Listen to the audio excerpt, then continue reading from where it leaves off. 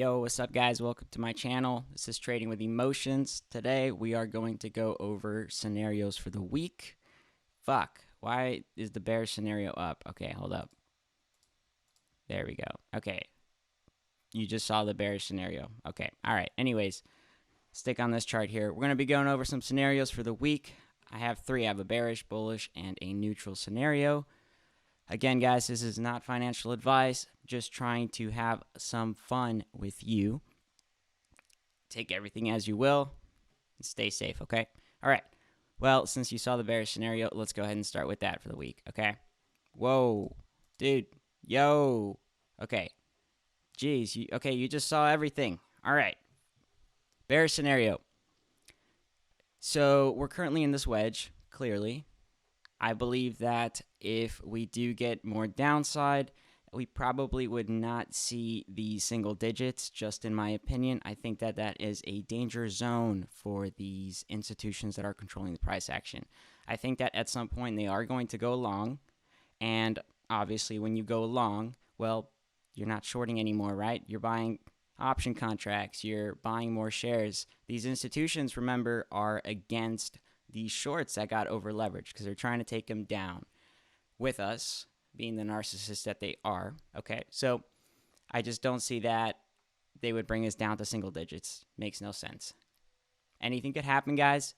If that were the case, then I would say I would change my thesis on that there is not a composite person controlling price action. Because if you think about it, if the shorts that were over leveraged were controlling the price action, then they would be doing such a good job doing so, going to single digits. At that point, you are breaking that really important psychological level to the downside, which would cause a lot of fear, a lot of FUD, stuff like that. And the conviction would not change on the long term, but in the short term, it would cause some downside for a little bit. That's why I just don't think that is going to happen. And that would be breaking, single digits. So this is why I believe the bearish scenario would be maybe one last bounce, sort of double bottom scenario here, where we would come down to 12 bucks and then we would start coming back up to close and narrow down even more on this wedge that we've been in for 2 fucking months. So again, not likely to happen, but it's a scenario that I have put here.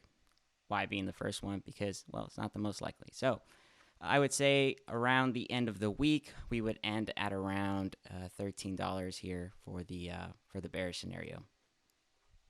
All right. Let's do a neutral scenario. No. Okay, neutral scenario for the week is going to be the most likely, right? Because neutral is what my conviction is on the short term. So neutral scenario for the week is basically following this giant fractal that was converted, a 1-to-4 fractal. If you go back to April 30th of 2021, and you take that entire pattern until May 13th, right before we start to spike up, we see a scenario sort of like this happen. So you start to come up like that, come back down, and you're following basically all of these ups and downs that are happening. And what's happening here is that we're slowly starting to come up to create these. And then May 13th would happen around right here. And that's where we would create some sort of projector pattern around here, the $35, $30 level. And this is where we would start to slowly, build that support level that we need to squeeze, right? I believe that that is the only way that we will squeeze. I think that we have to pass these, resistance and support lines before going to the upside, guys. I don't think this is a Volkswagen type of squeeze. I think these are completely different stocks, completely different times.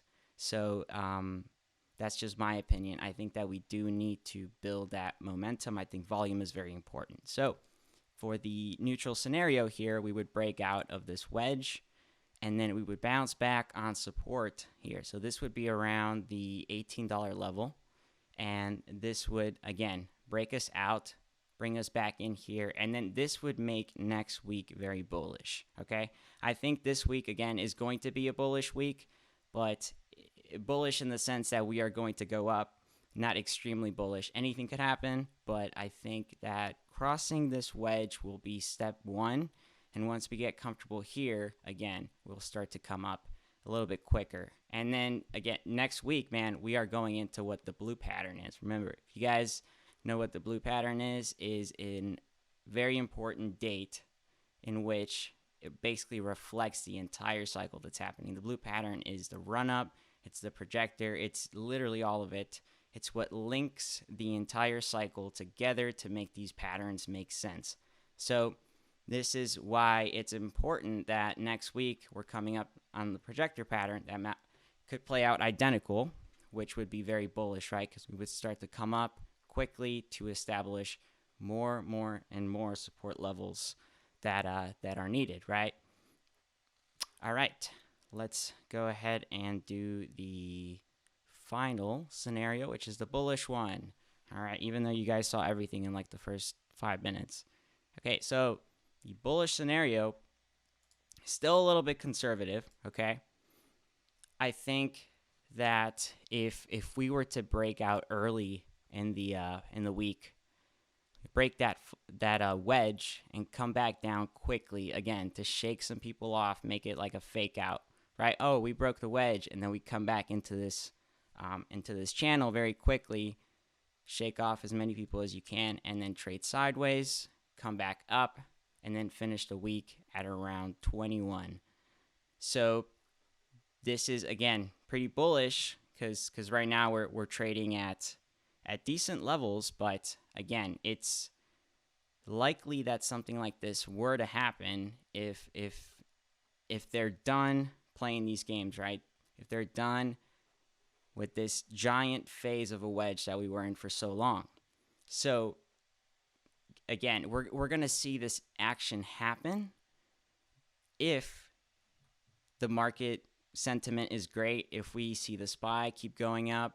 All of these things have to play out. Right now, crypto's going up, man. That's a pretty bullish sign to me, unless we start to see some downside later today.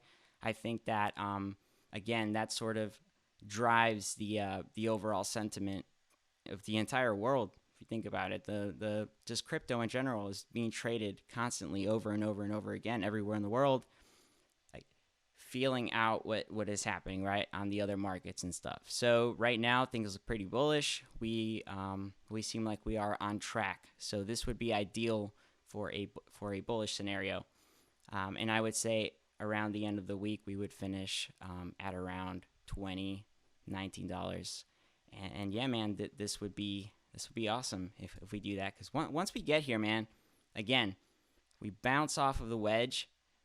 I just don't see how we are going to see these numbers ever again. Like, we're going to be in this giant sort of cup and handle, okay? And this would be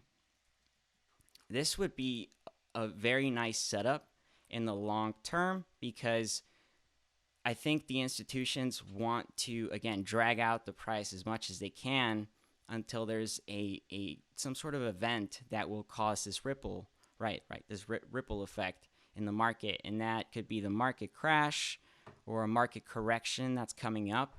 I don't see the market coming down that much as people think. I think we'll get a little correction before getting all-time highs again. And that's just my opinion. So if we start doing that soon, that'll bring the price of AMC up with it. And then if we have a mini correction, that will bring the price down. That will cause a lot of shorts to get margin called, and then we would come back up, right? So at some point this week, I'll be posting another scenario on AMC. Again, this scenario is going to be talking about fractals and stuff like that. So we'll go ahead and post that sometime within midweek here. Alrighty, guys, so these are the 3 scenarios. Remember, I go live every week, Monday through Friday, so stay tuned for that. I'll be here tomorrow, and we will talk it all, man. We will talk it all and have some fun, so stay tuned for that. Fucking love you guys. Take it easy, and you guys have a great rest of your Sunday, all right? Trade.